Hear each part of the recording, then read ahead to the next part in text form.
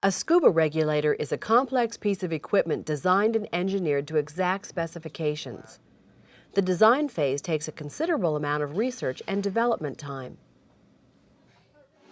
Manufacturers make regulator first stages from brass or titanium. Workers machine each part from a solid rod of metal. Most regulators make extensive use of brass. It is an ideal metal that doesn't oxidize as readily as steel or aluminum and withstands high pressures.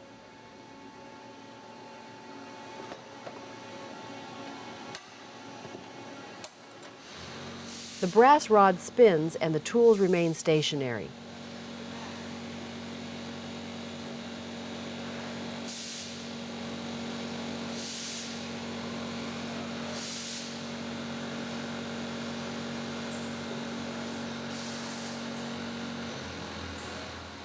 Various tools precisely machine the metal into a regulator body.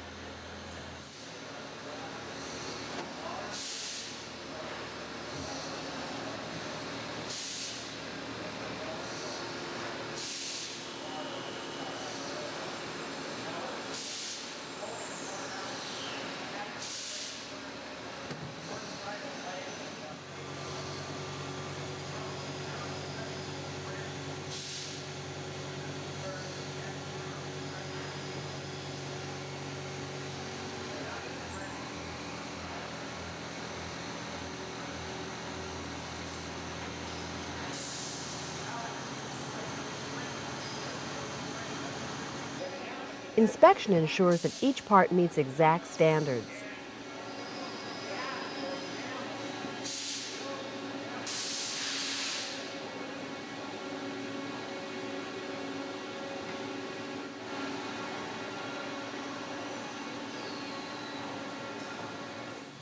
Titanium's greater hardness requires a different machining process, but the result is the same.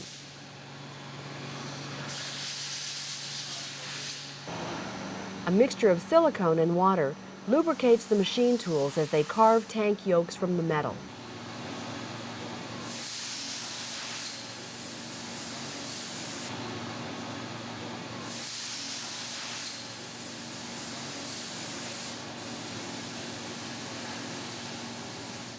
To use brass in a regulator, it must be chrome-plated.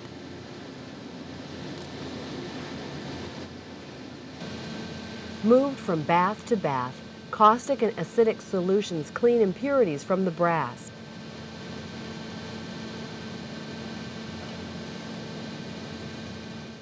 Electrolysis fuses layers of metal to the brass. The first layer is copper. It serves as the primer.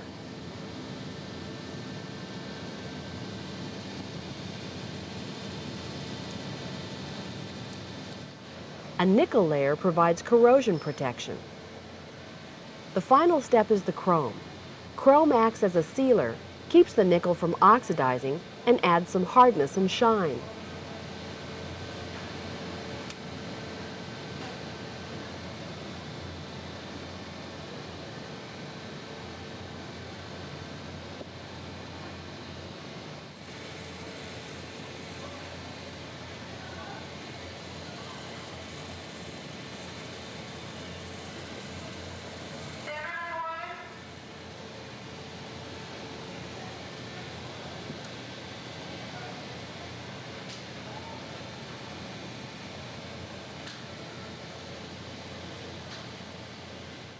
The high-pressure seat is the heart of the first stage.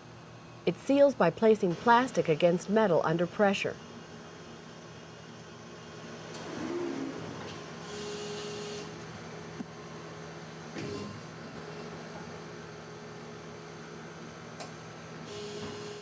Inspection ensures that the plastic and metal of the high-pressure seat have bonded properly.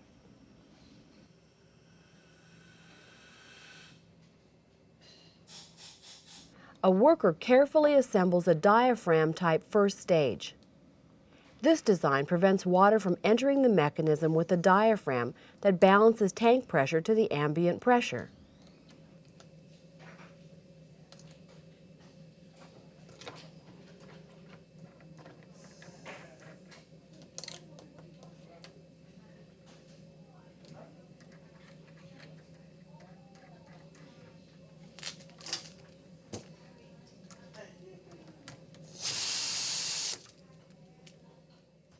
The high-pressure seat assembly combines the seat, filters, and retaining clips in one unit.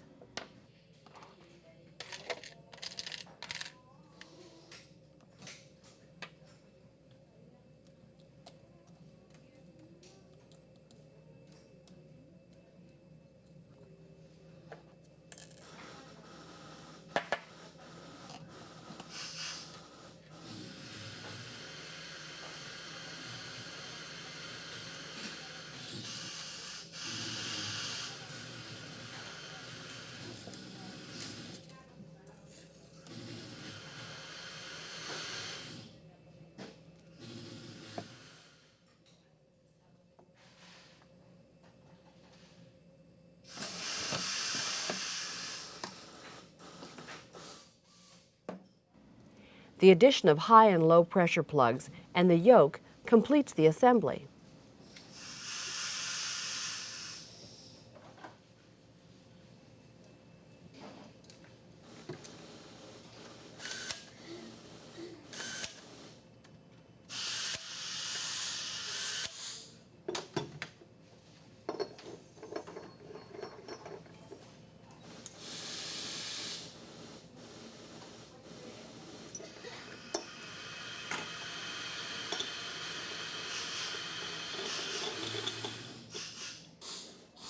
Testing verifies that the first stage functions properly, lowering the tank pressure to an intermediate pressure usable by the second stage.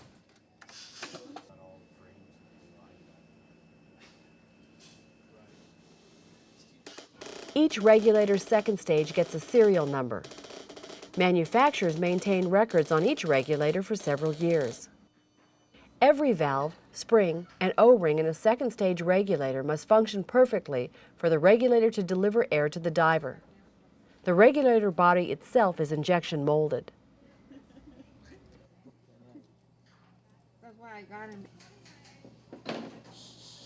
Son, which ones are next after I finish doing those?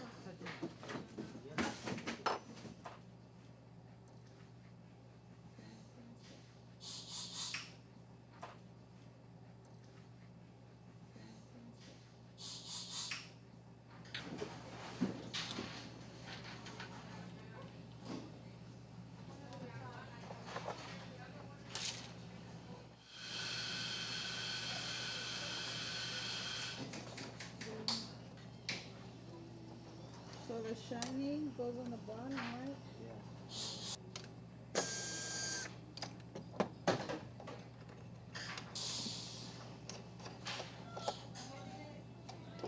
The diaphragm serves as the activator for the regulator's demand valve operation. When the diver inhales, the diaphragm pushes on the operating lever, which opens the valve and releases air for the diver to breathe.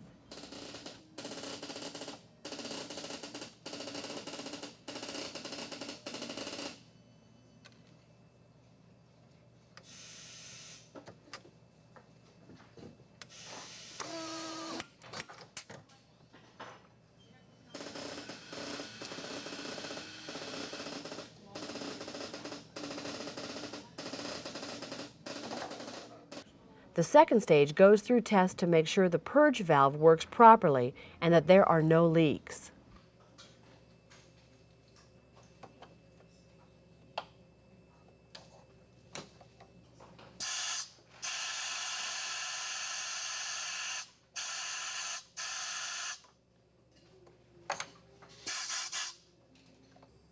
A regulator must pass a final check, ensuring that all the parts work together properly.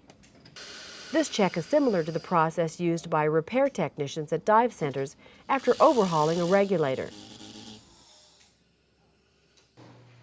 Lastly, the assembled regulator goes out the door.